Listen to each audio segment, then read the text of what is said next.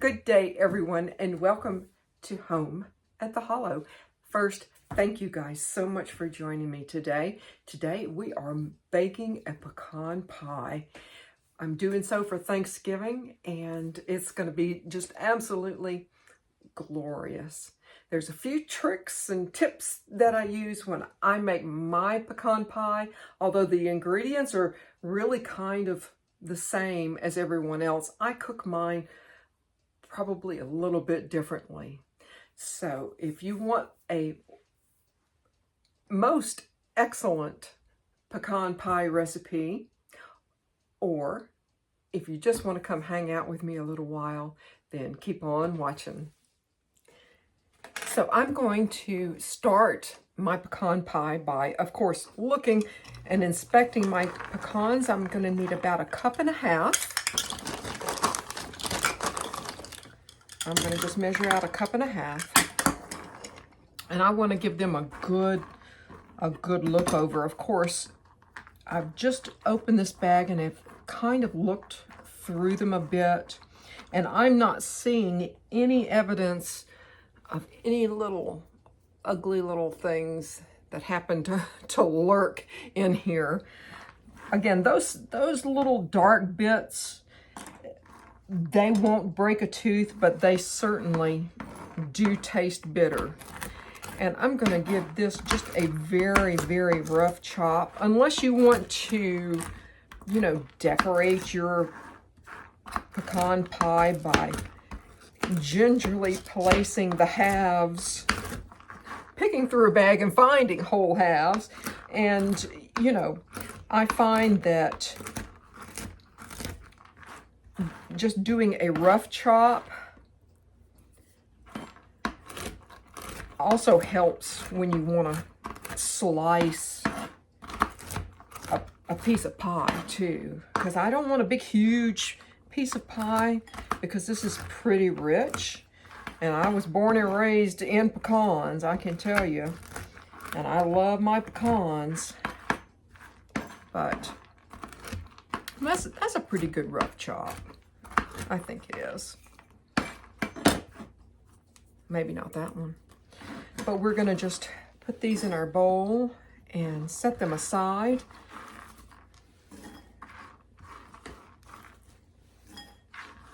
What I have here, I've got 3 very well beaten eggs. This has been some years ago. This has probably been about 25 years ago. I was in a completely foreign kitchen and shopping actually in another country for things. And I, wanted to make a pecan pie, and I was, in a hurry and everything. And I did not beat my eggs well enough, which is, I'll have to explain everything else to you. And I thought I did a pretty good job until when it come to the point of mixing it all together, baking it off and pulling it out and seeing just in the middle of that particular pie, a little bit of egg white. Oh my goodness, that was pretty awful. And I have my cup of sugar here and my vanilla extract. My butter is in a saucepan on the stove, and that is where we're moving to.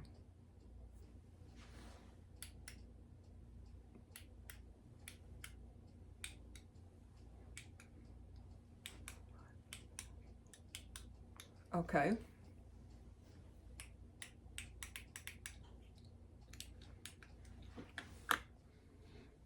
So I have my butter in my saucepan here, as you can see, and I'm going to get it as melted as I can.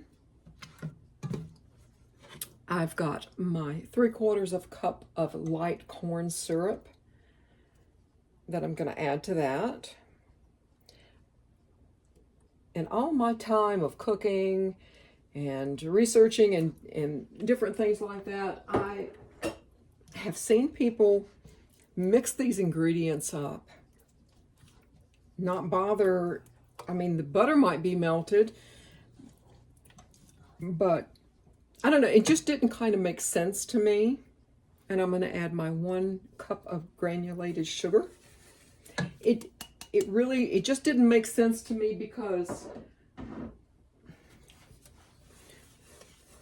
maybe the process of baking this will help the sugar to dissolve, but I'm thinking, I don't know. I'm not really sure about that. So personally, every single time I make a pecan pie, I'll melt the butter.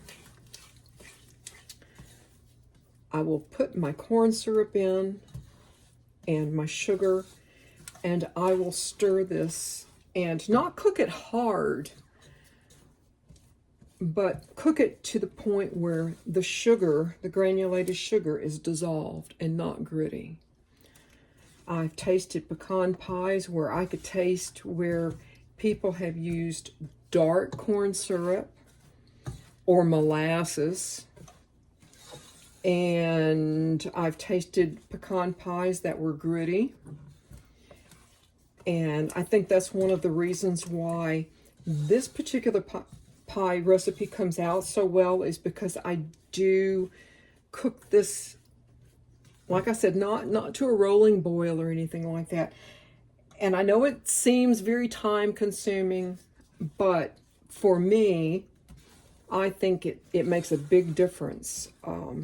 And when you feel and when you can see that you think that your sugar has completely dissolved, take a little spoon, take a little test. If you have one piece of sugar in there, just, that you can just detect on your tongue that is, kind of gritty, just keep doing a low and slow thing and get the sugar good and dissolved. So that took maybe about 5 minutes. It looks creamy. It looks, really thin. And that's how it's going to look, is thin and smooth.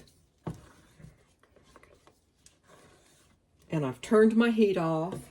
And what I'm going to do, the 1.5 cups of pecans that I have, I'm going to just add it right to this. It's not going to hurt the pecans for them to have a little bit of heat ahead of time.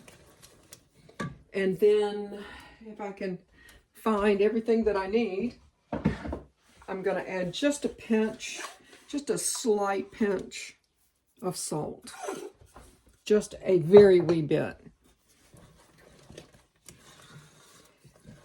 And what I'm going to do is I'm going to take this off of the heat.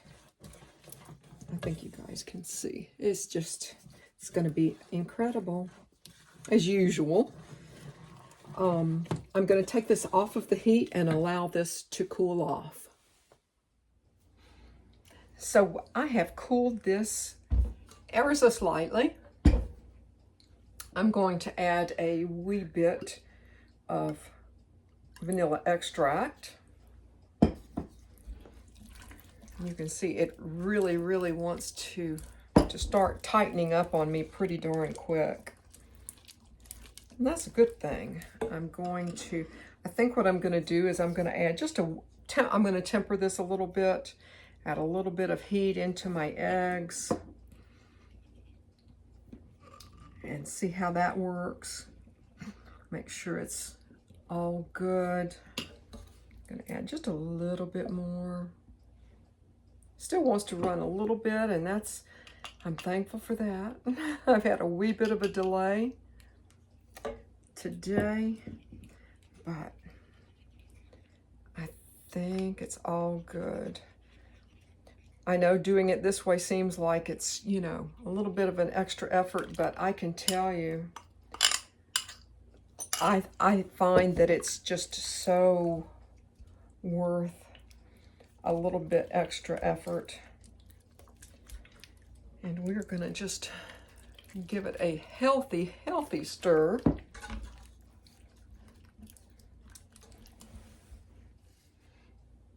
So I have got it absolutely as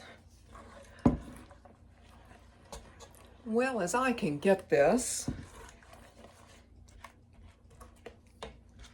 And what I'm going to do is move this and bring over my pie crust. No, I did not make this pie crust.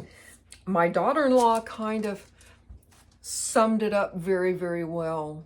I think she said, and this isn't verbatim, but she said something to the effect of a cupcake, a cupcake is simply a vehicle to get the frosting to your mouth. It's all about the frosting. Well, here it's all about the pie filling. I can tell you, no one is going to begrudge you using a ready-made pie crust for this pie. I'm sure that you guys have a lot of things to do. And I did opt for a deep dish because when I buy just like a regular pie crust in here, it will absolutely overflow this.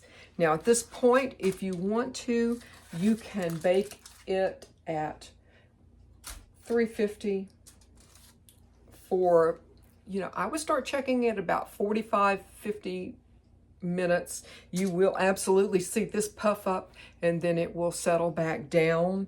And that's exactly how it is supposed to bake. But I'm going to get this baked off. But now I do want to warn you, if you guys decide to go the route of adding a few extra pecans on the top to make it, you know, pretty and all of that. And I totally understand that. But you may, 20 minutes in, you really, really should watch your pie baking, because I don't, unless you just actually physically push those pecans into the pie, they are going to overbrown and burn. If you go that route, and if you start to see them getting, you know, if you start to smell them, it's really probably already too late. But I would absolutely cover them and hope for the best, which is why I kind of opt for something like this. And certainly towards the end of 30 minutes at 350 degrees, you want to start looking around at your edges as well too, to make sure they're not over browning.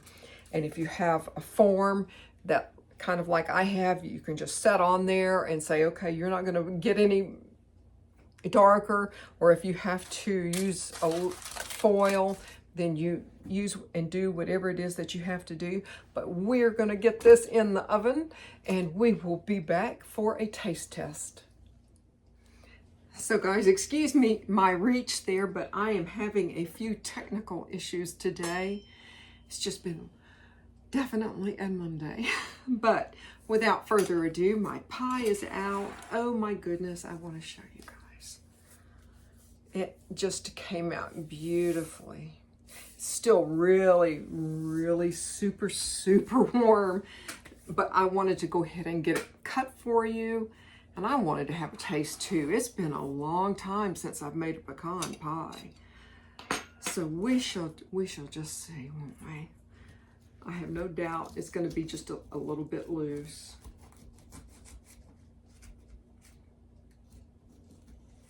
And there's a nice crisp crust I can feel with my knife cut.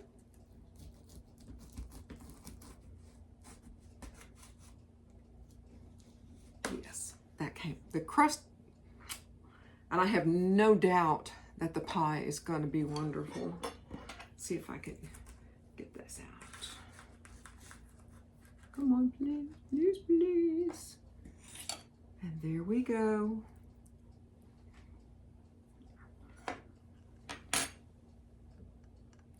Have you a nice good look at how it really should look. I've only tasted anyone else's pecan pie, like I think one time was in a restaurant, and I honestly wasn't too impressed. But you can see where the cut is. It held together really, really well. And this is still quite warm. So once it really cools, it will become even more firm. But you know what? I know this is going to taste delicious. I'm going to have just a taste. Just a taste. Oh.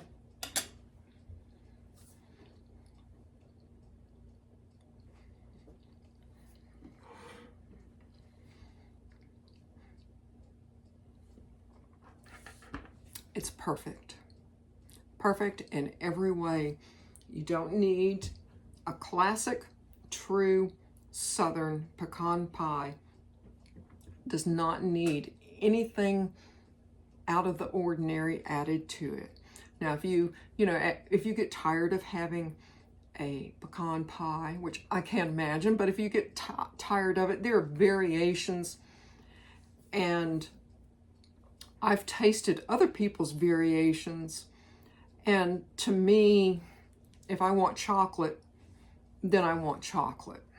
And chocolate and pecan can be achieved in other ways other than adding it to a perfectly good pecan pie. So I'm going to just absolutely encourage you guys to try this incredibly simple. I guess it's kind of my way of cooking and baking a pecan pie. I want to thank you again so much for joining me here, right here, home at the Hollow. Bye, guys.